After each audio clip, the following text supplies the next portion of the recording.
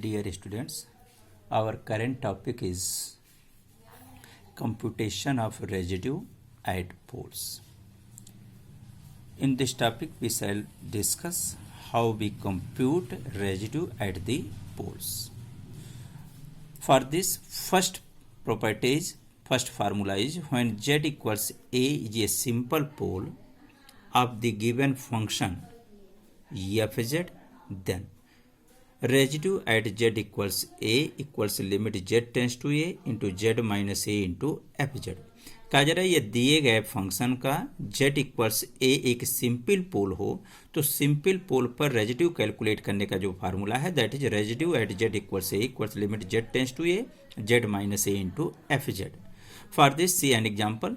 Find the residue of the function fz equals z square upon z minus 1 into z minus 3 at the pole z equals 1 z equals 3. तो for this पहले तो function जो दिया गया है उसको हम लोगों ने लिख लिया. अब चूंकि हमसे कहा जा रहा है कि z इक्वल्स 1 और z इक्वल्स 3 पर इस फंक्शन का रेजिड्यू कैलकुलेट करना है, जहाँ z इक्वल्स 1 z इक्वल्स 3 इस फंक्शन का पोल है, तो सिंपल पोल चूंकि पोल ऑफ ऑर्डर 1 तो सिंपल पोल पर रेजिड्यू कैलकुलेट करने के लिए हम जो फार्मूला यूज करेंगे तो अगर residue at z equals 1 is equal to हो जाएगा limit z tends to 1, a की जगह 1 तो z माइनस 1 इंटू fz रख दिया गया. fz है z square upon z minus 1 into z minus 3. z minus 1 से z माइनस 1 कैंसिल हो जाएगा. फाइनली बचेगा limit z tends to 1 z square upon z minus 3. इसको जब सिंप्लीफाई करेंगे z टेंस टू 1 करेंगे तो 1 स्क्वायर अपॉन 1 माइनस 3 फाइनली मिलेगा माइनस हाफ. ये हो गया आपका. ऐसे ही जब हम z इक्वल्स 3 पर रेजिड्यू कैलकुलेट करेंगे तो जो फार्मूला है उस फार्मूले में a की जगह क्या रखेंगे 3 रखेंगे. तो residue at z equals 3 is equal to हो गया limit z tends to 3 z minus 3 into fz. जो fz दिया गया उसे सब्स्टिट्यूट करेंगे तो हो गया z square upon z minus 1 into z minus 3. अब ये हो गया limit z tends to 3 z square upon z minus 1 z minus 3 cancel हो गया. अब लिमिटिंग ऑपरेशन जब इस पर अप्लाई करेंगे तो z की जगह 3 रखेंगे 3 square upon 3 minus 1 that is 9 upon 2. ये हो गया आपका. लेकिन यह फार्मूला तभी अप्लीकेबल है कि जब दिए गए फंक्शन में सिंपल पोल हो. तो यहाँ देखें z माइनस 1 का पावर 1 है, z माइनस 3 का पावर 1 है, तो पोल ऑफ ऑर्डर 1 को आप क्या बोलते हैं सिंपल पोल बोलते हैं. जिसका z इक्वल्स 1 z इक्वल्स 3 जिस पॉइंट पर रेजिड्यू कैलकुलेट करने का कहा गया both was the simple pole, both are the simple poles. तो ये फार्मूला आपने अप्लाई कर लिया. अब ऐसे ही हम आते हैं दूसरे पर, सेकेंड पॉइंट पर. दूसरे के लिए हम लोग ये करते हैं पोल ऑफ ऑर्डर m पर आते हैं. पोल ऑफ ऑर्डर m के लिए अब क्या करना है तो देखा जाए फार्मूला. कहा if the function fz is equal to phi z upon Z minus a to the power m where phi z is analytic but at z equals a phi a is not equal to 0. तो obviously the function fz has a pole at z equals a of order m. Then to compute the residue of the function fz at z equals a which has pole of order m, we use the formula residue at z equals a equals 1 upon factorial m minus 1 limit z tends to a into m minus 1th derivative of phi z at z equals a. ये हो जाएगा. अब फिर उसके बाद next आता है आपका, तो इसको हम ऐसे भी लिख सकते हैं residue at z equals a equals 1 upon factorial m minus 1. इसको इतना लंबा चौड़ा लिखने के बजाय इसको ऐसे भी लिख सकते हैं m minus 1th derivative of five z at z equals a. कुछ जगहों पे ऐसा भी लिखा हुआ आपको दिखेगा residue at z equals a equals 1 upon factorial m minus 1 into five m minus 1 a. इसको आप समझ रहे हैं पावर में m माइनस 1 लिखा हुआ इसका होता है m माइनस 1th डेरिवेटिव की बात हो रही किसकी फाइव जेड की किस पॉइंट पर z इक्वल्स a पर. तो कहा जा रहा है ये प्रॉब्लम आपको देगा कि find the residue of 1 upon z square plus 1 whole to the power 3 at z equals i. तो कहा सबसे पहले तो जो फंक्शन दिया हुआ है उसको हम समझें तो एफ जेड इक्वल्स दिया हुआ 1 upon z square plus 1 whole cube. Z square plus 1 को हम लिख सकते हैं z plus i into z minus i because a plus b into a minus b is equal to होता है a square minus b square. और ये भी हम जानते हैं आयोटा का square i square is equal to होता है -1. तो फार्मूला अगर समझ में आता तो इसको हम ऐसे लिख सकते हैं जेड स्क्वायर प्लस 1 को. अब इसको चूंकि टोटल का पावर 3 तो इसको अलग अलग सेपरेट करके लिखें तो लिख सकते हैं z plus i to the power 3 और z minus i to the power 3। चूंकि हमसे प्रॉब्लम में सिर्फ कहा गया z इक्वल्स आई पर रेजिड्यू कैलकुलेट करने के लिए, इसका मतलब इस दिए गए प्रॉब्लम को हम इस फार्मूलिज्म के फॉर्म में ले आते हैं five z upon Z minus a to the power m. यहाँ z इक्वल्स ए दिए गए फंक्शन का पोल था, पोल ऑफ ऑर्डर यम। तो इसका मतलब प्रॉब्लम को हमको z इक्वल्स आई पर, तो z इक्वल्स आई डिनोमिनेटर में दिखना चाहिए, बाकी सब कुछ देखा जाए।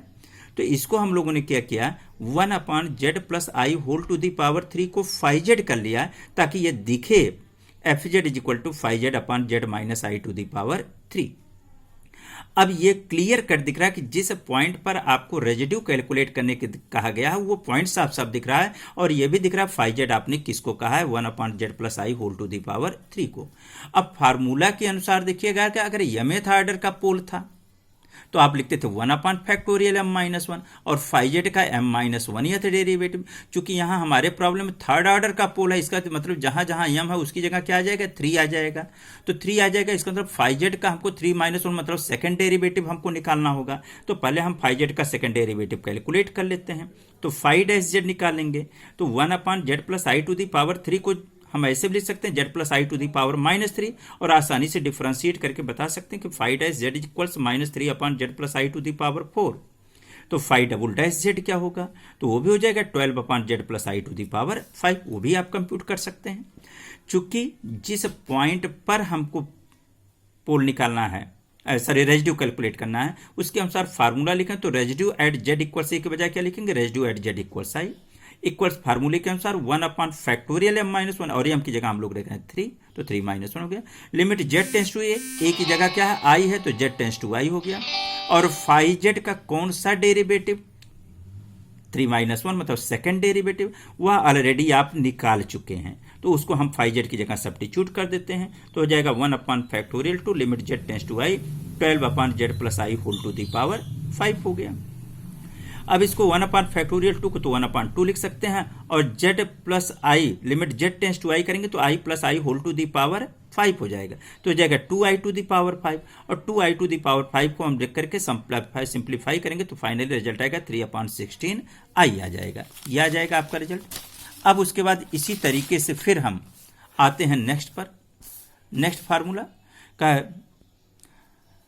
if the function fz is of the form phi z upon psi z, where the function fz has a simple pole at z equals a, but at z equals a phi a is not equal to 0, at z equals a phi a is not equal to 0, but at z equals a psi a is 0, it means the function fz has a simple pole at z equals a।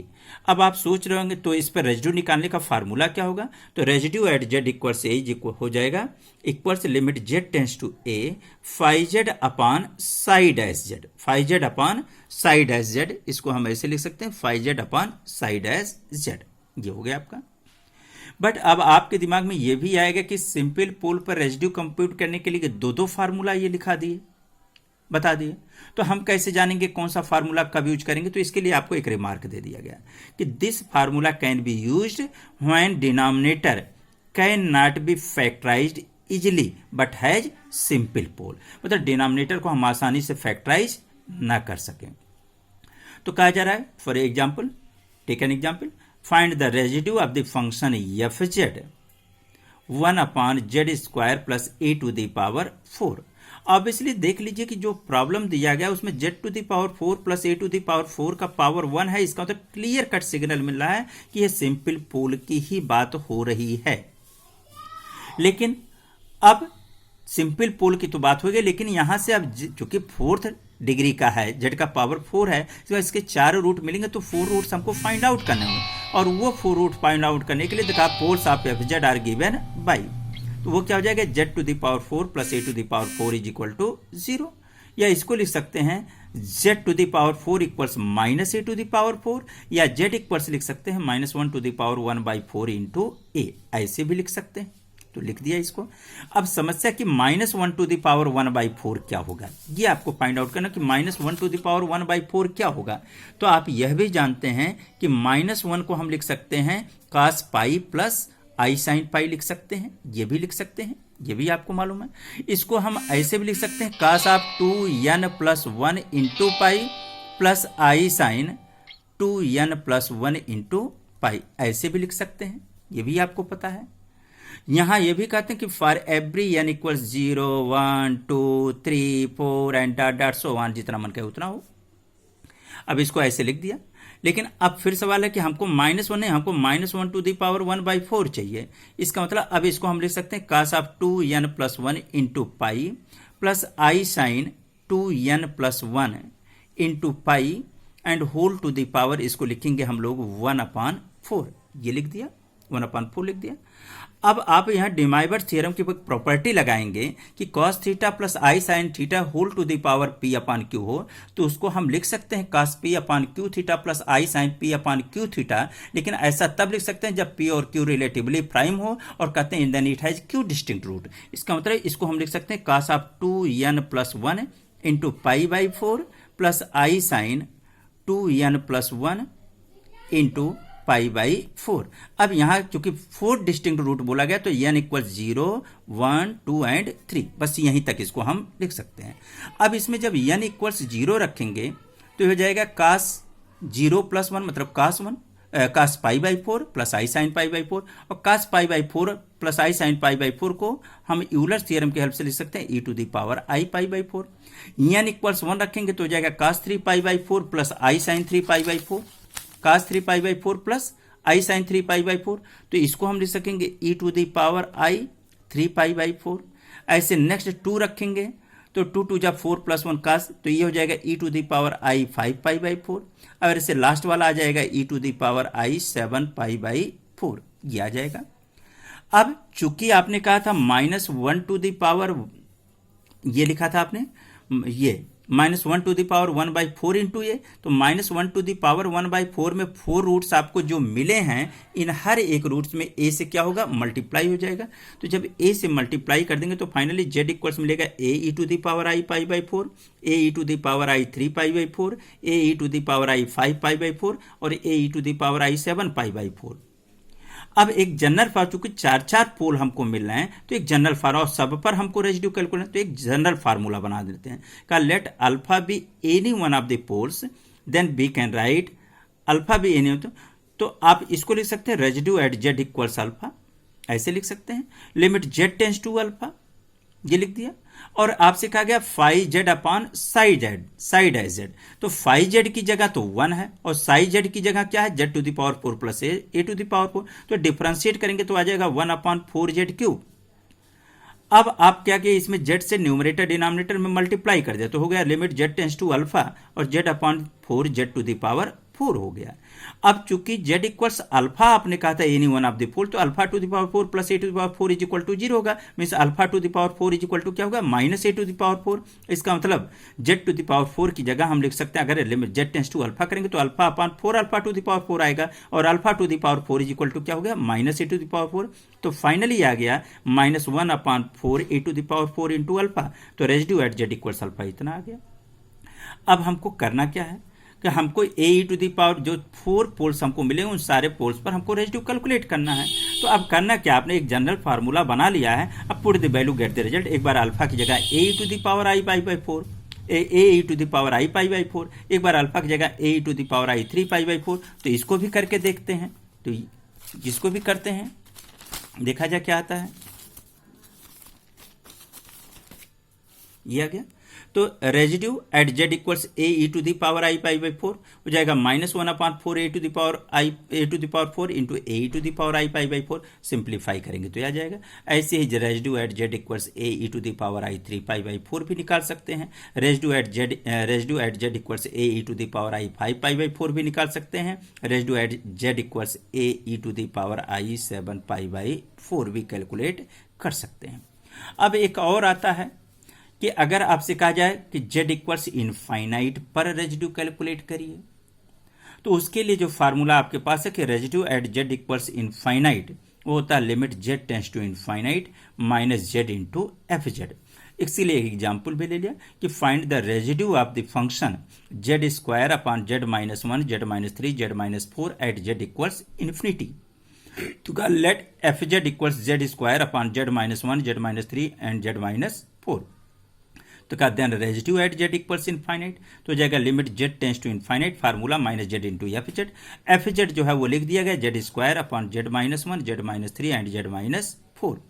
अब limit Z tends to infinite करना, तो पहले तो ये हो जाएगा Z into Z square that is Z cube, और यहां से हर एक ब्रैकेट में से जेड कॉमन ले लेंगे तो Z into Z Z cube हो जाएगा, और इसको लिख सकेंगे 1 minus 1 upon Z, 1 minus 3 upon Z, और ये हो जाएगा 1 माइनस 4 अपॉन जेड। और जेड टेंस टू इनफाइनाइट करेंगे तो 1 upon infinite, 3 upon infinite, 4 upon infinite सब जीरो हो जाएगा, तो बचेगा क्या माइनस 1 अपॉन 1 इंटू 1, मतलब फाइनली क्या मिला -1। और ये तो आप जान ही रहे हैं काशी रेजिड्यू थ्योरम क्या होता है कि if the function F Z is analytic within and an closed contour C having finite number of poles inside the closed contour C, then integral of the function f z with respect to z taken over c is equal to होता है 2 pi i into sum of the residues of the function f z at its poles which lies within c। मतलब integral of the function F Z with respect to Z taken over C is equal to 2 pi i into r plus. Thanks a lot.